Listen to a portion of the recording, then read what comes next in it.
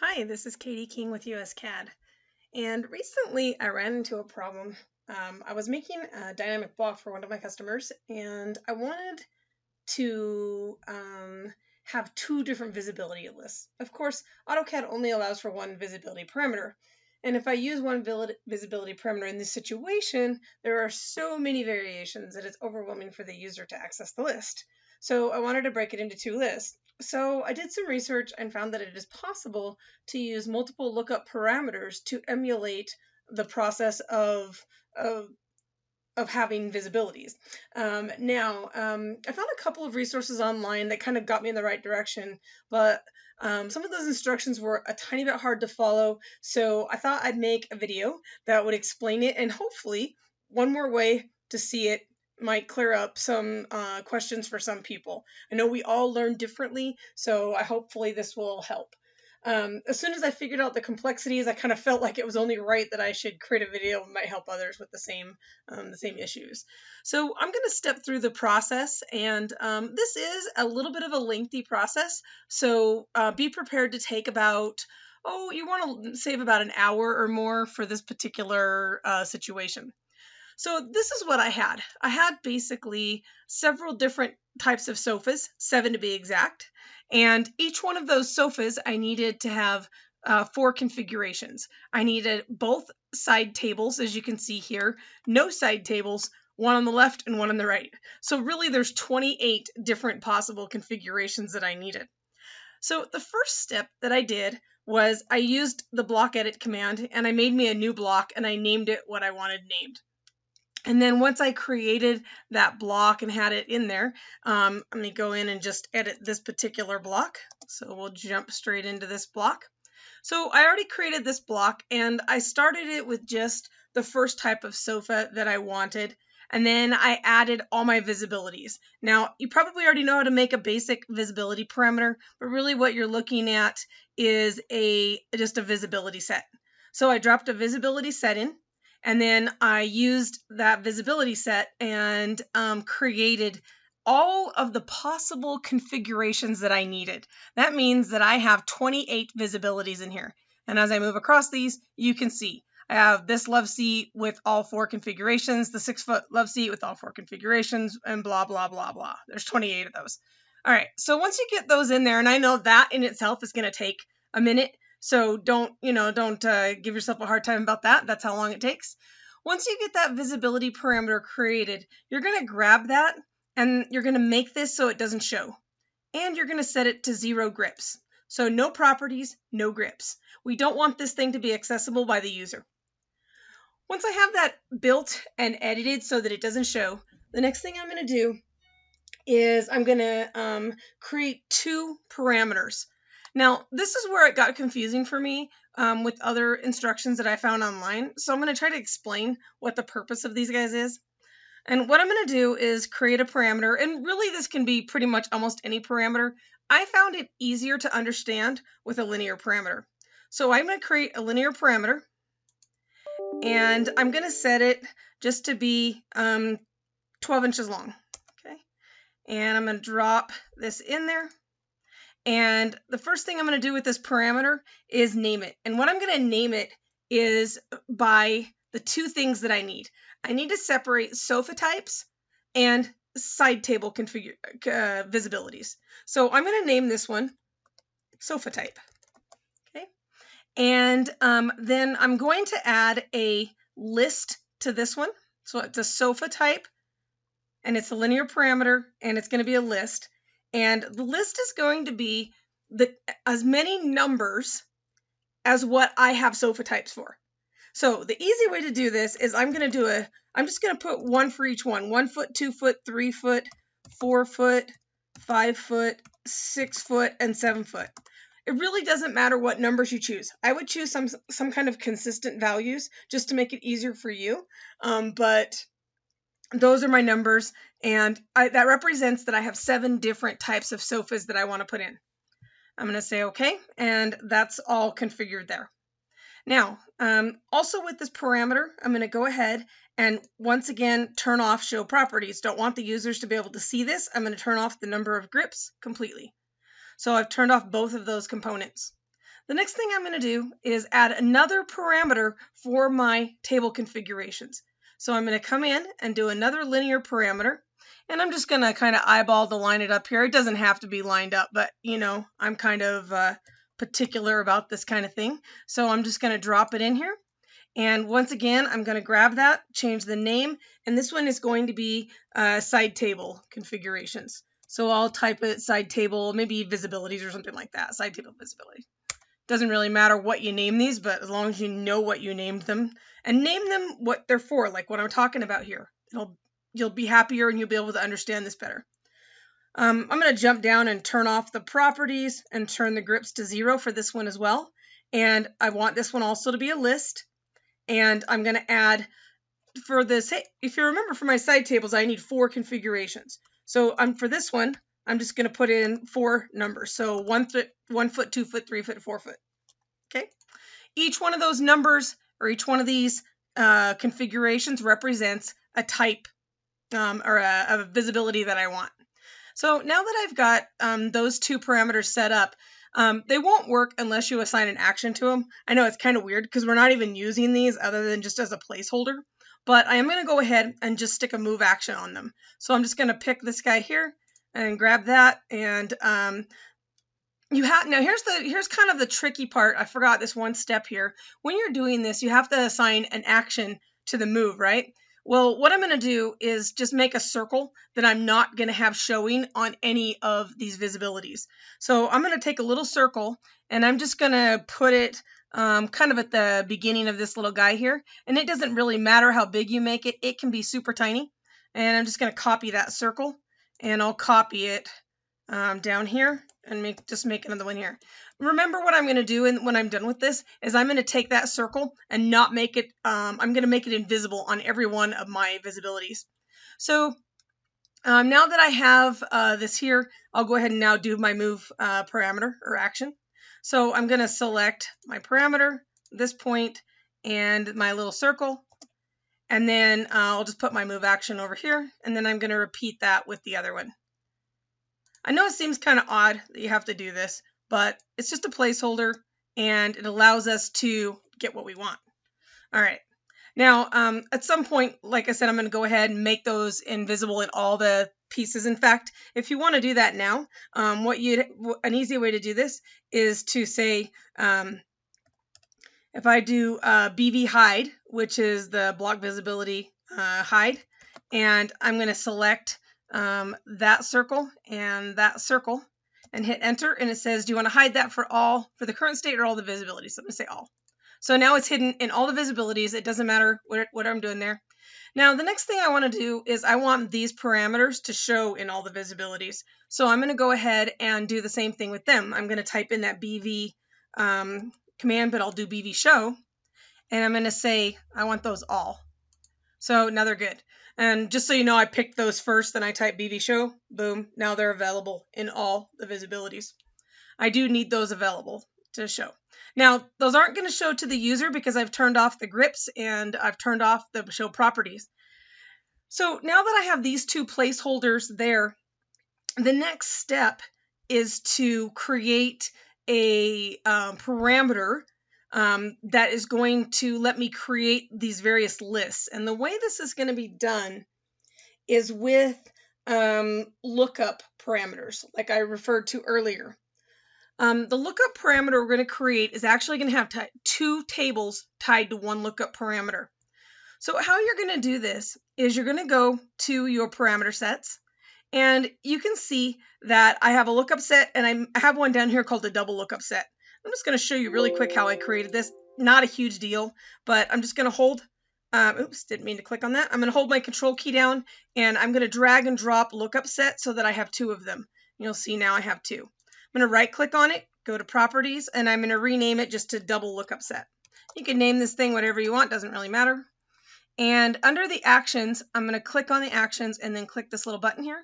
And then I'm going to tell it to add another lookup action object to this parameter. So now it has 2 actions and 1 parameter. So watch when I click it, I'll click it, and I'm going to drop it in here. Really doesn't matter where you put it once again because the user is not going to activate this one either. but you'll see that I have a lookup parameter and 2 lookup action tables. If you know, if you've used lookup before, lookups are basically tables.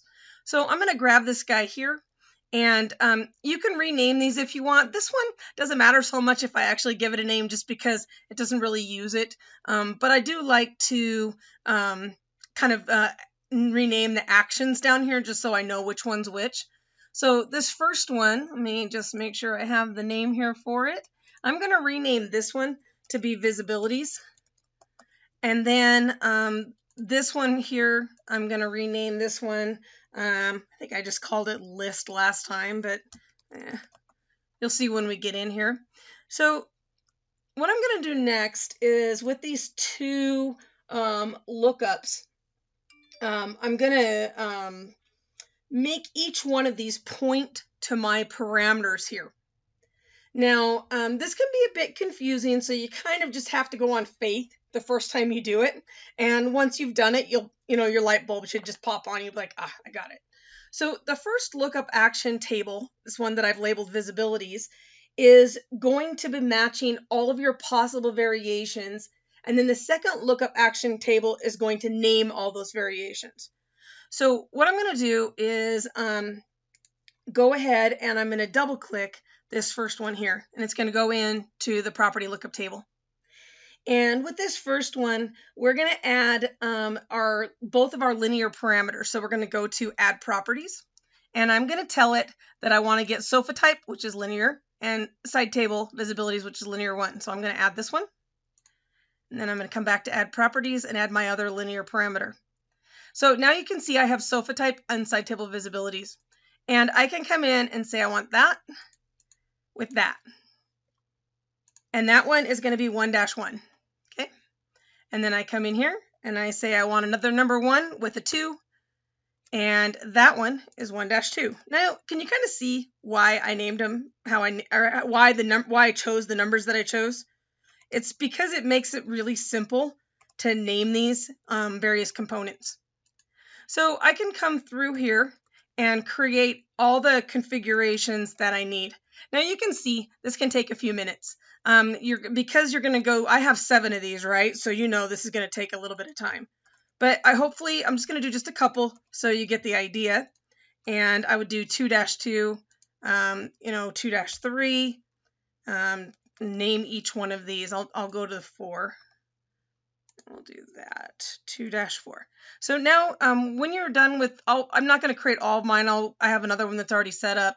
Once you get all of those done that you're going to do, make sure you come down where it says read only. When you click on it, it changes it to allow reverse lookup. And when you pick OK, that will store all of those for you. Now I have one that's already created here that has all of mine in it. Let me see if it's, nope, not that one. I think it's this one here. I'll get it.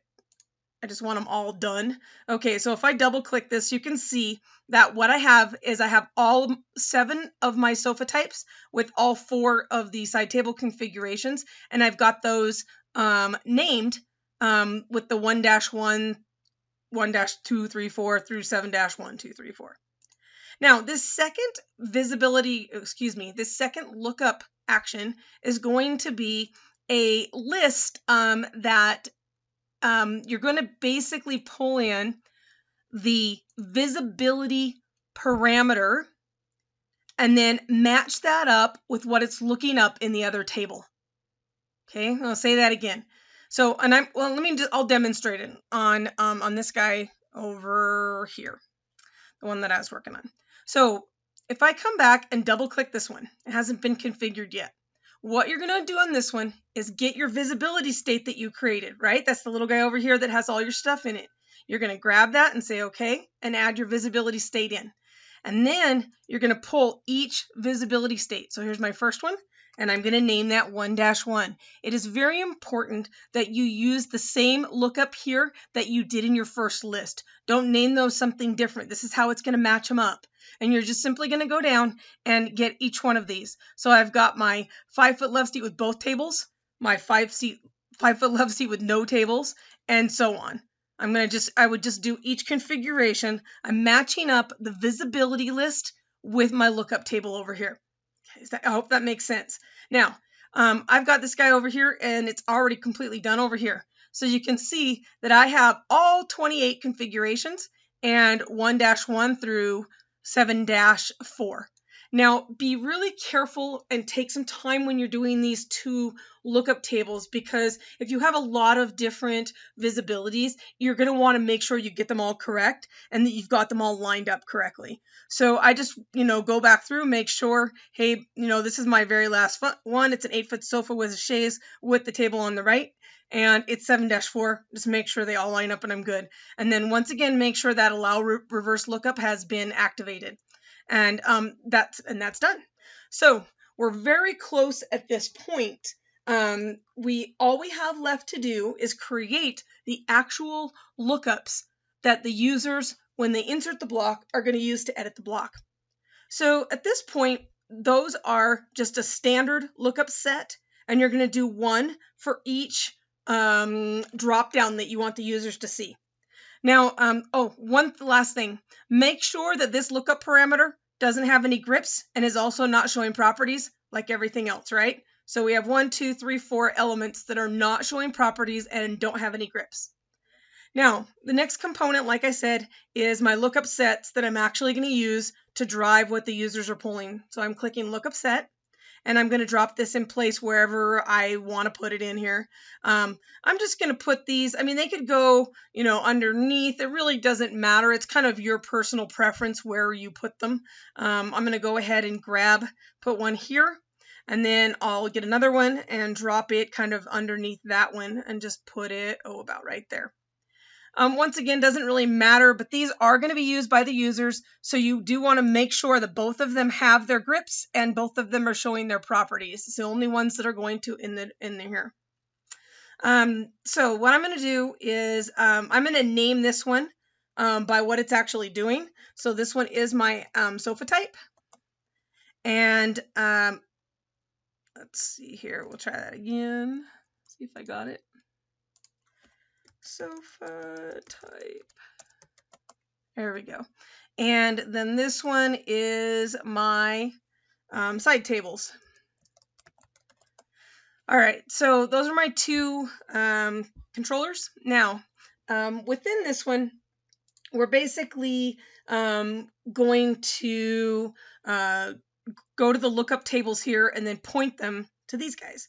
So I'm going to double click this first one. And on this first one, I'm going to go up to add properties. And the property I'm going to add is my first linear parameter. And then I'm going to define one row for each one of these. So basically, I'm going to say a 1 foot and a 2 foot. And let's do a name for this guy here. And I'm going to just type in the actual name that I want to show. Like in this case, it's a 5 foot love seat. And this one is a 6 foot love seat. And I believe my third one, I'm trying to remember what each one of these is. We'll just do a couple of them anyway. So, I get that one back to 2. Add my 3, and I know I have a 7 foot sofa in here, whatever. So I'm just going to add a couple and tell them what they are. You're basically going to go to each thing that each one of these, 1, 2, 3, 4, 5, 6, 7, and you're going to have 7 of them. And then what that's going to look like when it's done, and we'll come back here and grab this one that's already done. We'll open this block up. You can see I'm going to double click mine. I have number 1, 5 foot love seat. Number 2, 6 foot. Number 3 was actually my sleeper sofa. 4 is my 7 foot, and so on. You can see all of those. And once again, I've made sure that allow reverse lookup is turned on. So I've keyed these in to my parameter, and that parameter, of course, is controlling these lookups over here. So those are all my 7 types. And then the side tables, I'm doing the same thing. 1, 2, 3, 4. Both side tables, no side tables, left side table only, and right side table only. Those are my 4 configurations. Now, really cool is just the fact that this actually works, right? So let's talk about the key points here. When you're completely done, you want to make sure that all of your lookups, this guy here, let's see if we can get it to pick them up. This guy here, these guys here, and your parameters. Make sure BV show all. Make sure they are showing on all of your visibilities. They won't work unless they are. Make sure those little circles you used to define the actions are hidden. BV hide all. Okay? So those are a couple of key things. Going back through these steps, we created a visibility parameter that has every possible configuration we need. I know it's a lot, but you wouldn't want the users to have to use that. It's too many. And then over here, we created 2 linear parameters with lists identified on each one of those. And the lists have the same number of distances applied that you need visibilities assigned to. And then the same thing for this linear parameter, and it has the same number of actual types that I have. You can see 7 types, 7 these, 4 types, 4 of these. And then over here, after we created these parameters, we built these tables. We built a table that matches the 2 linear parameters up to each other. 1, 1, 1, 2, 1, 3, 1, 4, and then we created that list. And want to be real careful to make sure those are all right. And then the same thing here, and except in this case, we told it, hey, go get our visibility and tell it which one of the other ones matches up to that one. Pretty cool. And then the last thing we did was create these 2 lookup parameters that the users are actually going to use. And we double click inside those tables, and we basically point each one of those to a linear parameter and then give them an identifying name. This name is ultimately what the users are going to see.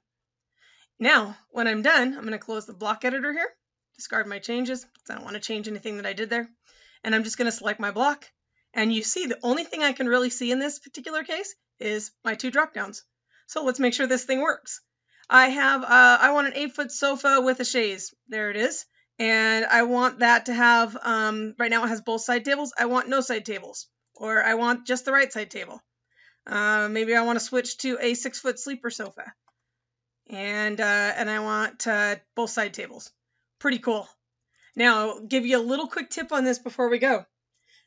Sometimes when you come back to a drawing that you already have this block in, you will want to erase the one you have inserted and then just go in and insert a new one. Okay, so come in and grab that block, and I want to say it is this sofa right here. Say okay, bring a new one in on the screen and use that one instead of what else you might have in there. Why would I need to do this? Sometimes the ones on the screen act a little weird just because of the complexity of the dynamic block. And sometimes you can even just save and close and come back and it'll be fine. But I find it easier just to erase it and insert a new one to test it out. So I hope this helped you. And if you have any questions, you're more than welcome to email me at kade.king@uscad.com.